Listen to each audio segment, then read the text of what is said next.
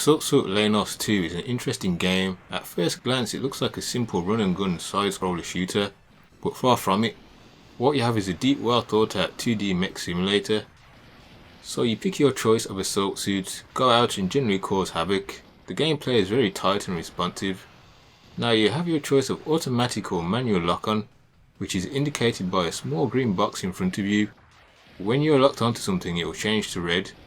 I highly recommend using automatic lock-on for most of the game, as you will be far more focused on your own movement and trying to keep up with enemies. Weapons also have different ranges. The higher the range, the more of the screen you will see with it zoomed out. The satin pad is used to full effect as your GUI in the top right matches your button layout, so pressing the corresponding buttons will use that weapon, boost jumping and shields, all depending on what you equipped, as you can change this layout to your liking. I really like how the assault suits handle. They have true weight to them.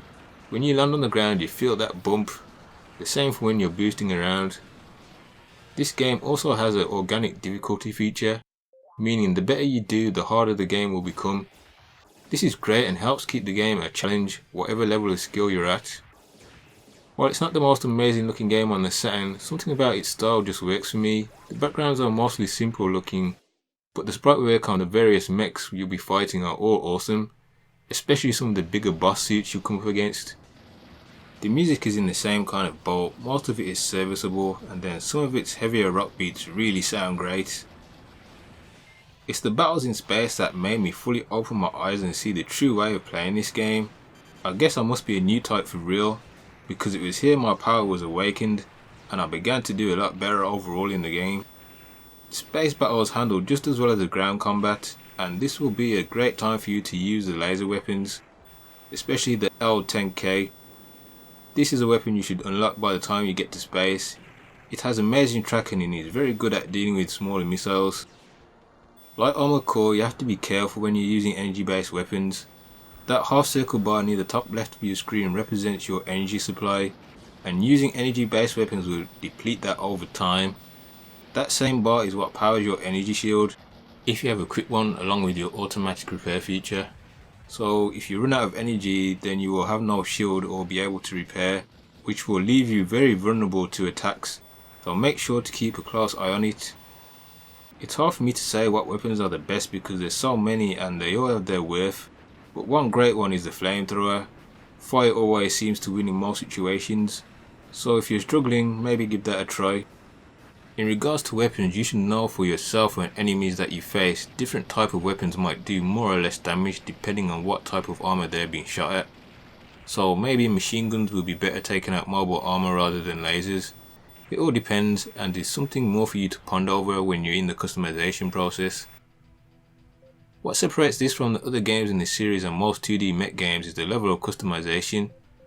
For starters, there's 8 different assault suits for you to unlock, each with their own unique specs. I've only managed to unlock 5 so far. The better you do in missions, the better stuff you unlock. Through trial and error, I slowly began to understand the customization menu. I guess all those hours stuck in Armored Core garages played off. Moving numbers here and there, I finally unlocked this gold mine of customization. This part of the game is fun itself. This isn't a long game with only 7 missions, which the last one is just a boss battle really. But even so, it's the kind of game that you really want to replay over and over. The missions feel very different each time, like one mission where you have to protect this convoy, which, is it me or does that truck have a raven symbol on it? Perhaps a nice wink to Armored Core fans there. Another mission is where you have to work your way towards a giant beam weapon that is trying to blast you from some huge distance. On top of that, there's unlocking the other assault suits along with weapons and devices by getting better ranks in missions. This is why Assault Suit Leynos 2 is my favourite in the series. Yes, I like it more than Cybernator, which of course is still an awesome game. Unlike other games, Leynos 2 has not seen a port of any kind and remains a Saturn exclusive game till this very day.